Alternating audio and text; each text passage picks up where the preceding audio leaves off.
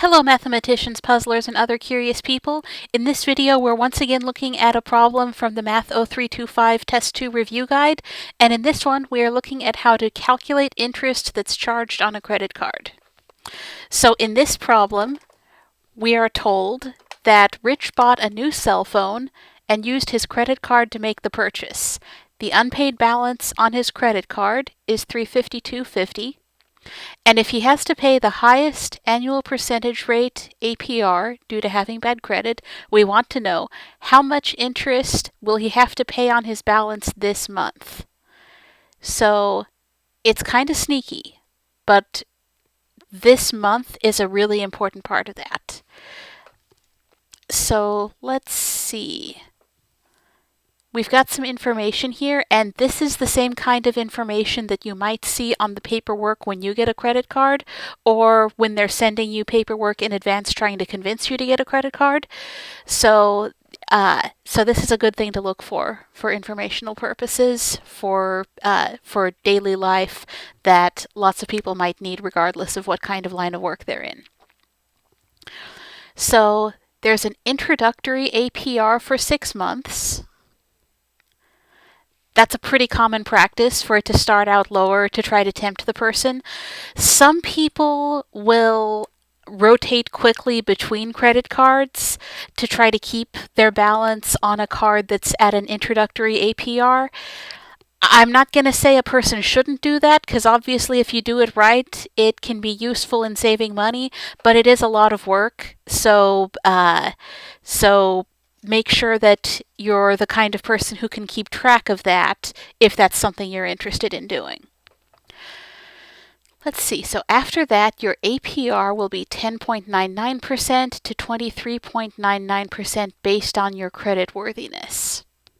Well, what I noticed in this problem is it says that Rich has to pay the highest APR because he has bad credit. So what's the highest? Well, that's the 23.99%.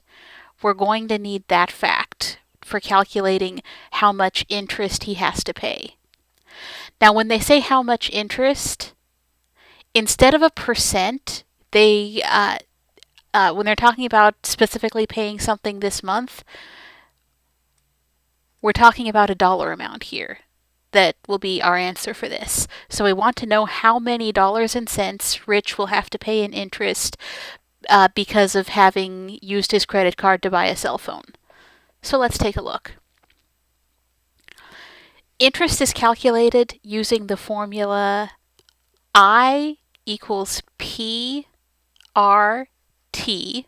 By the way, this is a mathematician's trick for not making T's look like plus signs, breaking out the cursive like that, where P is the principal, which is the amount of money that is in the account before the interest is charged. When I say the amount in the account, that can be either as a debt or as a savings deposit. So another word you might often see for this is the balance. Now, banks have different ways they deal with this. It's fairly usual when you're talking about a balance that might change over the course of the period of time in question for banks to use what's called an average daily balance. We're going to assume for this problem that whatever method they use, that the balance has been the same all month. So that principal, that balance, will be the $352.50.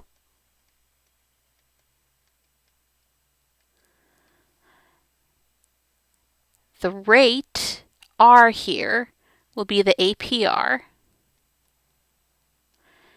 And then there's one more fact we need to plug into this formula, and that's the amount of time. This one tricks people. So we're talking about this month, so that's 1 month, right? Well, there's a catch for that. So since we're talking about time, we need to match units with the rate. So this will be time in years. Well, we're talking about 1 month. That's less than 1 year. This is where we need to use a fraction. You can also convert it to a decimal. I find it easier to put these in as a fraction and just let the calculator deal with it. That way we don't have to decide until the end what digits to keep. So 1 month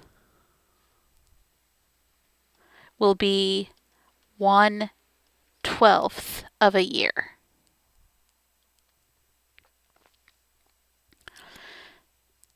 And that APR will be the one for the bad credit, the 23.99%,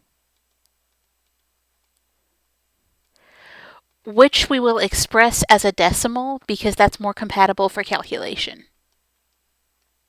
So that'll be 0.2399.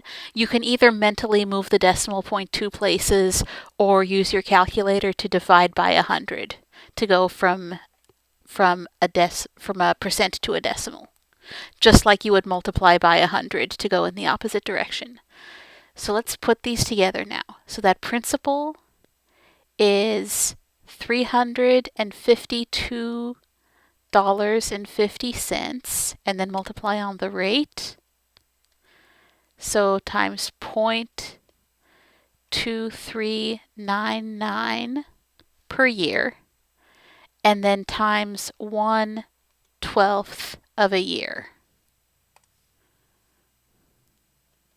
This looks like a good calculator problem, so I'm grabbing my calculator and I'm punching in 352.50 times 0.2399 times 1 divided by 12. You can put parentheses around the fraction or not. It doesn't matter in this particular case. A lot of people like to because they just feel like it's more organized. Go for it.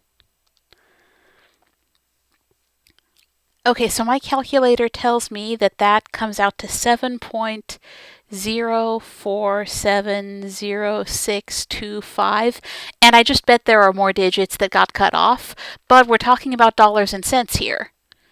So we'll have 2 decimal places that we're rounding to. 7 bumps up 4 to 5. So $7.05, because, the bank's not going to be nice and round down instead. It's just not how they roll. So Rich will have to pay $7.05 in interest. So if his payment is, say, $20, only $12.95 will go toward paying down that balance so that he would have that situation taken care of. One thing people will do to make it more affordable to have a credit card is they will pay much more if they can, any month where their budget will allow it, than the minimum payment, because those minimum payments are designed to keep you paying for a long time, so the card company earns more interest from you. So to get around that, you're always allowed to pay it down faster. So that's a good thing to keep in mind.